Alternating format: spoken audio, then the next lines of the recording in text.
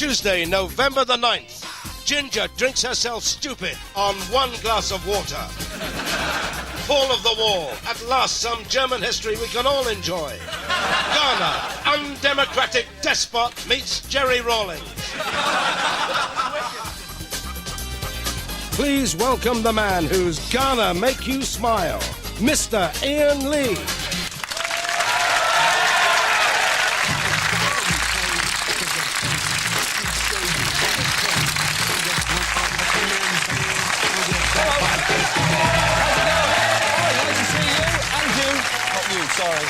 Hello and welcome to the 11 o'clock show. Power to the people! Now, don't worry, it's not me spouting this dangerous revolutionary nonsense, it's the sun. Gaw, love a duck, the current bun says it might be time to think the unthinkable and get rid of the Queen. Still, Chris Evans is shagging the unshaggable, and so's Jerry Halliwell. So, maybe I'll give it a go. Apparently, 1 in 3 Sun readers would vote to get rid of the monarchy. The other 2/3 were prepared to let her stay, but only if she gets her tits out on page 3. It's an idea. But quite why they want to see Charles Nedwood over breakfast every morning, I'm not quite sure. But anyway, the Queen's in Ghana at the moment, bearing gifts. She gave the President's wife a wooden box made by Viscount Linley. What the hell is all this about? 100 years ago, we'd have been over there charging with Michael Caine on a gunboat, and now we're sending the Queen over with something her nephew knocked up in woodwork class. We had an empire! Now, obviously, I'm employed by Channel 4, which is known for seeing both sides of everything, preferably pierced, shaved and in close-up. So, So, I have to remain completely neutral. So I say this completely neutrally. Let's string them up and then spend the money we've saved on some giant dodgems to go that big wheel by the river. Now, friends, I risk my life when I say this. That's right, because this country still has the death penalty. A man can be hanged for arson in Her Majesty's dockyard. Not sure what that is. It's either setting fire to her ships or something Prince Edward got up to at public school. But look at France. They got rid of their royal family over 200 years ago. A nation whose monarchy once said, let them eat cake, now lets its farmers say, let them eat cack. But they've made... Think about it. But they have made 2 World Cup finals in recent years, and it's 2 more than us. Do I have to spell it out, brothers? Vive la Revolution! But please welcome our very own African Queen. It's the one, the only, Miss Daisy Donovan.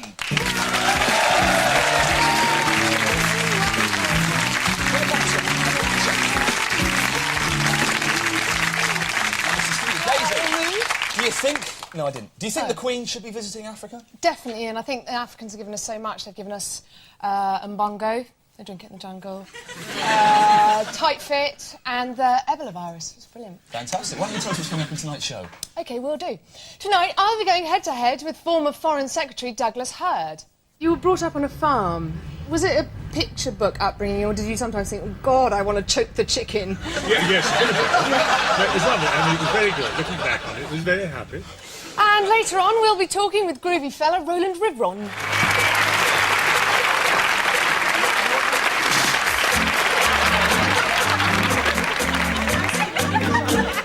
Now it's time for the headlines. And tonight's main stories. On Saturday, Jerry Halliwell performed her new single on Live and Kicking with sign language. Apparently she only learned to sign after a typing error on a record company memo, which insisted she learn to sing. Sadly, she got the sign language wrong, and deaf viewers were told, I'm your angel for a toilet. One sign she should have learnt by now is this one, which means boyfriend. Following the performance, the BBC was flooded with complaints from deaf viewers. Stop complaining, at least you can't bloody hear her! Jerry and Chris have continued to deny their relationship is a publicity stunt and issued the following statement. Please give us some privacy.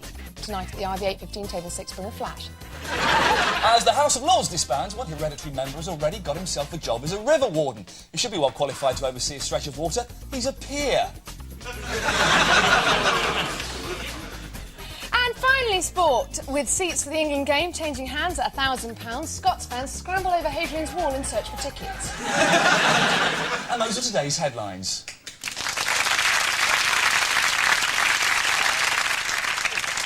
And tonight's big story is the 10th anniversary of the fall of the Berlin Wall. Our correspondent, Paul Garner, has returned to Berlin to make this special report. Tonight, the German people are celebrating the anniversary of the fall of the Berlin Wall. It's 10 years since that historic day when thousands of East Berliners made their way here in the early hours of the morning to rally for freedom, before laying out their towels and returning after breakfast. The world awoke to these amazing scenes as East Germans flooded into West Berlin, while ecstatic West Germans chiselled away at the wall, determined not to miss this once-in-a-lifetime opportunity to move into the souvenir business. The scenes of jubilation quickly turned to sadness as news filtered through to the woefully out-of-touch East Germans that in the Western world, moustaches were now only fashionable amongst motorcycle policemen and benders. Today, surprisingly, many East Germans appeared disillusioned with the outcome of the reunification. In a recent poll, 1 in 5 said they would even consider a return of the wall. One group I met this morning were following developments with a particular interest. Yesterday, those leaders instrumental in the fall of the wall, Gorbachev, Bush and Kohl, arrived in the city for the anniversary celebrations. In a symbolic act, they each signed a piece of the wall, leaving a permanent reminder of their feelings for the people of Berlin. So what now for this great city? The region once darkened by the shadow of the wall has changed beyond recognition. One former control post is now home to a second-hand car business, whose owners pride themselves on continuing a long Berlin tradition of picking out good runners. Undoubtedly, the next generation hold the key to the city's fate. Many of the youngsters I've spoken to in East Berlin would be appalled at any prospect of the wall returning, hence depriving them of the quality arts and music they've become accustomed to. This is Paul Garner for the 11 o'clock show in Berlin.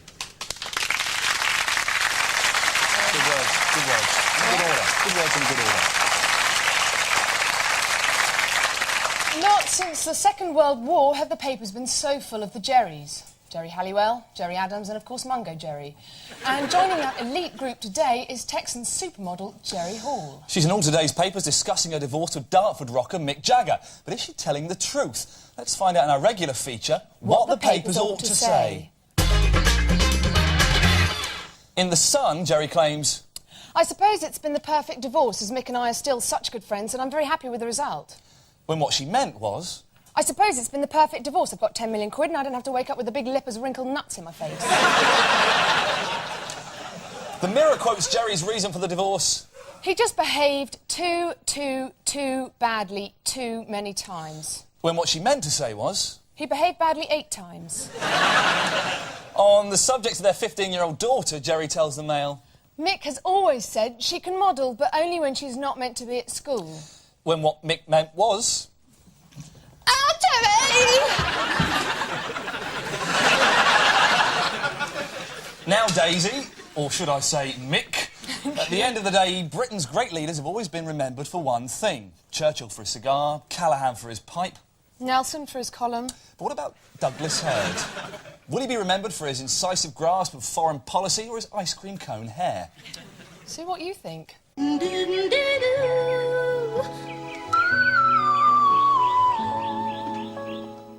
I'm here with a Right Douglas Hurd. Right Honourable Douglas Hurd. Thank you very much for joining us today. Pleasure. You were brought up on a farm. Was it a picture book upbringing, or did you sometimes think, oh, God, I want to choke the chicken? Yeah, yes, a bit of both. Yeah. No, it was lovely. It was very good. Looking back on it, was very happy. Did you have animals? Did you feed the pony? We certainly fed the pony, we certainly fed the chickens. Yeah. We did odd jobs. And did you oil the horse's collar? No, I didn't. There were farm workers who did that. We were the farmers' sons. We did a certain amount. You We had thoroughly people- enjoyed it. We learned a certain amount. Can I talk about the IRA incident? Yes. Because for our viewers, these Irishmen launched a mortar attack on Number 10 while you were in a cabinet meeting. Yes, that's right. And that must have been absolutely terrifying with, you know, mortar blowing everywhere, the windows blowing in. I mean, Lord Hurd, what was it like being blown by an It Irishman? was very odd. Are you worried about being blown again? No, not at all. No, it really wouldn't enter my mind. John Maid has laid bare details of his time in office. Do you not think that everybody is just waiting for you to spill your beans over Margaret Thatcher? So, yes, I mean, don't you think it's quite sensible to have the last word? I think it would be a great idea. But I do think, in a way, that, you know, to Margaret Thatcher, the cabinet was like a chess set. You know, she was the Queen, and during her reign, you know, even as Foreign Secretary, you were to an extent a pawn. I mean, did you feel part of Margaret Thatcher's pawn collection? No, because the Queen can get taken on the chess set. You know, there's nothing immortal or invincible about the Queen. During the 1990 leadership election, to start off with, it was you, Thatcher and Heseltine all banging away. And then Thatcher was spent... Weren't you? Not me. I wasn't involved at the first stage. I was a supporter. John Major and I were the people who supported her, who signed her nomination. But then when Thatcher was spent, you pulled out early and left John Major covered in glory.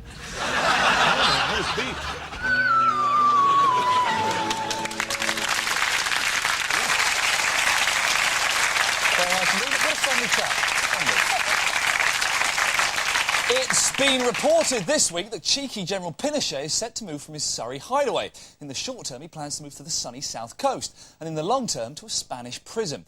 But is he too old to face trial? And should he be extradited at all? Well, who better to debate the case than Radio 1 DJ John Peel? John, thanks for joining us. What do you make of Pinochet's plans? Well, I think I remember the first time that I actually met General Pinochet. It was back in the 1980s, as far as I remember. I think Annie Nightingale had organised a wine tasting tour of the Chilean regions, and, of course, Pinochet had a meet and greet for all the Radio 1 DJs, and the moment we got there, of course, Noel Edmonds pushed his way to the front, as he always did. I expect he wanted to swap stories about guns tanks and stuff. Well, as far as I remember, I think the main thing they were talking about was different torture techniques. I remember that Pinochet was saying he invented these enormous pink sweatsuits which he'd tie up the people in, and then they'd go bumping around and falling over places, all terribly disorientated. And I think Noel Evans, remember, laughed out loud and said, what a super idea for a character. And then they looked at each other again and laughed in the most frightening way I think I've ever heard. Now, John, did you come across evidence of mass murder? And I mean by Pinochet. We all know about Edmonds' past. Well, I do remember one night, I was actually there, and I heard these chilling screams coming out from the wine cellar, and I asked Pinochet what it was about, and he said actually he had one of his favourite bands, Spandau Ballet, and they were doing some kind of session down there, and I think Gary Kemp couldn't earth his guitar properly, and so Andy Peebles has always been a wizard around the circuit board. He had a go, but unfortunately he was terribly drunk and got the most enormous shock, and actually blew his genitals clean off, and from that point onwards I think he was known as Janice Long, and... Brilliant. Thanks a lot to John Peel. I think it's well documented that after that point, General... Yeah, thanks a lot, John Peel. Well, that's the end of part one. Coming up in part two, we'll be sampling some raw sex with Roland Rivron. But before that, egged on by Philip, the Queen misjudges the mood of the Ghanaian people. We see her here, just after telling the one about the cannibal and the OXO cube. See you after the break.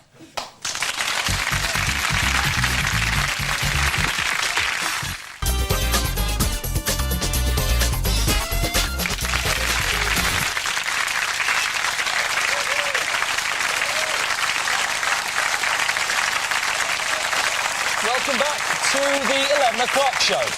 Now, further embarrassment for the Queen as the Ghanaian people make their feelings for her clear. Maybe the Australians can take a leaf out of the Africans' book, because this is how you show respect. Before we move on, time now for this important message. Since last week's declaration of love between Chris Evans and Geri Halliwell, the world's media has been awash with ginger-bashing jokes. To put an end to these vile jibes, we're going to call an amnesty on Chris and Geri ginger jokes by revealing the following punchlines, thus rendering them obsolete. This programme believes that red-haired people have been the target of abuse and discrimination for too long. We believe that all people, whether their hair is black, blonde or red, deserve to be treated with dignity and respect. Furthermore, we should treat the romance of Mr Evans and Ms Halliwell with due consideration. It's always hard for love to prosper in the full glare of the media spotlight, and for people to add to this difficulty with innumerable shallow and ignorant comments about the couple's love life can only complicate matters. We wish Mr Evans and Ms Halliwell a long and happy relationship, and it's our pleasure to present this commemorative snap of the happy couple together.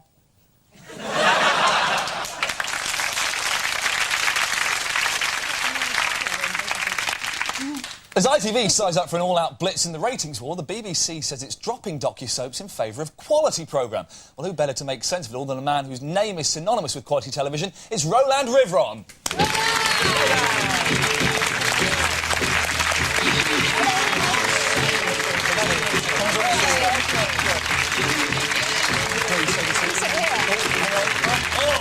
The craziness is starting already. Okay, here we go. Of course, that would have been stupid. You two sitting in the one chair, me sitting in the chair. Stupid, but a lot nicer for me. Now, Roland, it feels like you've been hanging around in our screens for years. But doesn't it? How did you start out? I started out... I ran a kebab and off-licence in Camberwick Green. Next to the police station. All right. Drew Barnum, Drew Cuthbert, Dibble, Grubb, me, then Windy Miller. How did you make the move from that to French and Saunders show? And what was it like being the funniest thing on there? Oh, not nice. Oh, not nice. No, the fees were the funniest thing on there. Oh, really? No, basically, that show was Simon Brint, the other guy in Raw Sex, and myself, we were sex slaves to Dawn and Jennifer, bless them, the little sexy vixens that they are. Hence my apparel, the way I appeared, bruised, drunk, and always with my flies undone. That was just sexual abuse. Now, imagine you're Greg Dyke, new boss of the BBC, and try your hand at these following hypothetical situations. See what happens. Okay. First one. ITV are showing Who Wants to Be a Millionaire on the other side. You've got to come up with something that doesn't cost £1 million, but involves just as much tension. Tension? What do you do? Oh, lordy lummox, there's a thing. What I'd do, I'd get all the coffee adverts, put them all together. There was a lot of tension in those, weren't there? Oh, yeah. A lot of drama. On, off, will they, won't they? A lot of doing that, which, obviously, you're a fan of, aren't you? No! It's Saturday afternoon. You've got no live football to broadcast. What spot are you going to show in its place? Or sport. Football's a sport. No? A spot would be better. It would be a lot better. Yeah? In fact, we could show spots. We could have Anfield uncovered. And we could just show naked men's arses, couldn't we? Casualties ratings are falling because viewers are demanding better accidents. Better accidents? Yeah. Good What's Lord. the most entertaining accident you can imagine? A really good accident. A really entertaining accident. Probably getting Sophia Loren pregnant. That would be a good accident. Sophia, I'm so sorry. You're up the duff. I couldn't believe that. There's me promising to do the pulling thing, and I didn't. No, It's always the way. No, I think filming old people falling over. That's hilarious. Yeah. OK, you've completely run out of money now. OK. There's still 10 hours of the schedule to fill. You've got a camcorder. Of course I have. What do you do? What do I do? I'm Greg Dyke. Where am I at the B? Yeah? OK. I head out to the Blue Peter Garden. Hopefully it's night time. Turn the camera on myself, put a bobble hat on, and run around screaming. Just filming the upper part of my face. Going, I'm Greg Dyke, it's here somewhere. It's a sort of Blair Witch Dyke Greg thing. Now, moving on to today's news, we'll have you back as Roland if we can. So, that's better. Now, some of the papers have suggested that Prince Charles, wants a referendum. If the royals lost the vote, who do you think could replace them? Well, everyone's fascinated with dogs and vets and all that sort of stuff, aren't they? So maybe just use the corgis and the horses that the royals have. Just have them. Obviously, Princess Anne gets there in, by default. OK. OK, now, Chris Evans is in the news for dating Jerry Halliwell. Love him. You've dated a famous singer, Wendy James, from Franz Vision Vamp. Have you got any advice for him? Yes, dating a pop star, whatever you do, Chris, and I mean this as a friend, don't, whatever you do, shag her. I don't know what it is about pop stars, they go like rabbits. They really... Who's that guy in Simply Red? Mick Hucknall. 10 times a night. He's not lying! He's not lying! I was 5 of them! OK, now, Roland, you're well known for appearing drunk on screen. I can go and get drunk now if you want. Well, I'll come with you in a minute. Hang on, let's get this finished. Now, you always say you're actually sober. If you ever think of retiring, we think we've got the perfect replacement. Have a look. Good. Ladies and gentlemen, Roland Rivon. Ah, bless you.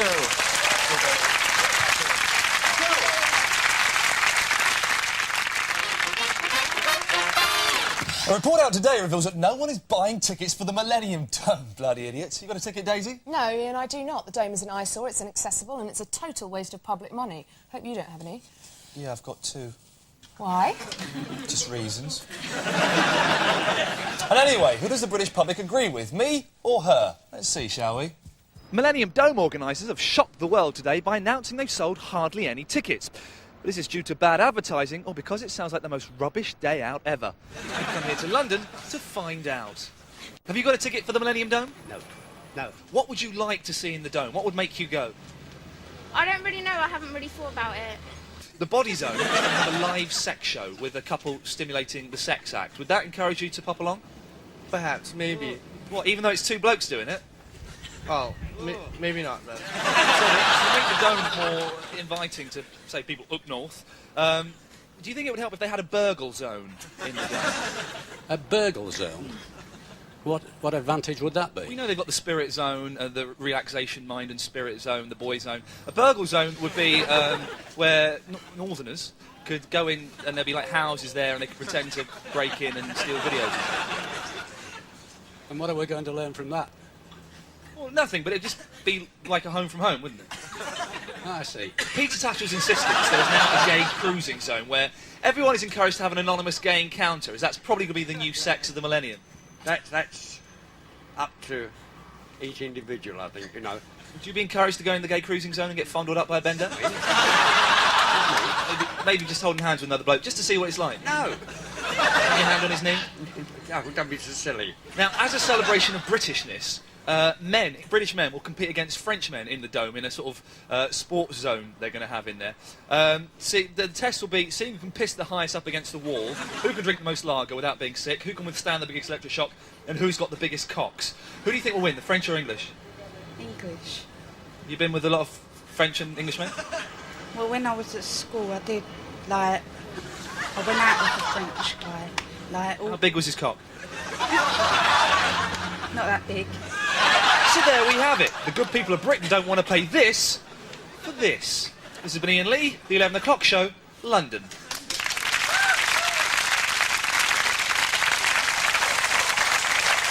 Now it's time for some late news.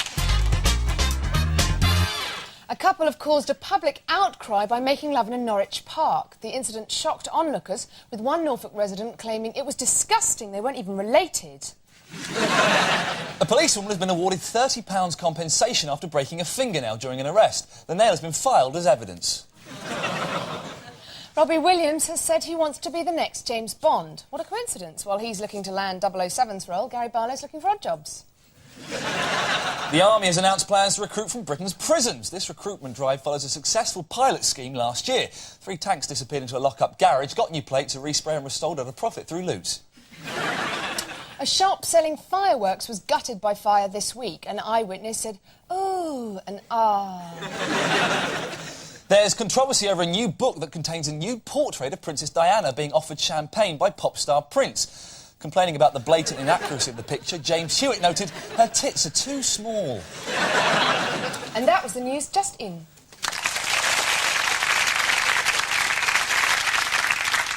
As we saw earlier in the programme, today marks the anniversary of the fall of the Berlin Wall. Let's cross over live now to Paul Garner in Berlin. Paul, 10 years on, are there still any feelings of animosity between East and West Berliners? Sadly, Ian, there are. One elderly gentleman I met earlier today openly wept as he told me of the years of struggle he's had to endure to seek acceptance from West Berliners. But I wasn't really interested because the old sob was probably a Nazi 60 years ago and almost certainly killed some of our boys at Normandy. Paul, you reported that 1 in 5 Berliners would genuinely be in favour of having another wall built. What possible good could come out of that? Well, if we went there on holiday, we'd only have to see half of the buggers. And finally, Paul, I gather that the anniversary party is in full swing right now. Any details on the celebrations? Well, Ian, and we all know what a great sense of fun the crowds have, so no doubt it will be one hell of a night. The Scorpions and pissy lager. What could be better? Paul Garner in Berlin, thanks for joining us. Thank you.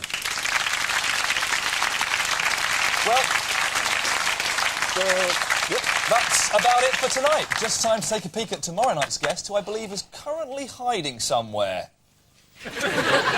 That's right, Stuart Hall will be here. But before we go, after many hours hunched over the Belfast negotiating table, Jerry Adams tries to casually shake loose a trapped testicle. Good night. Good night.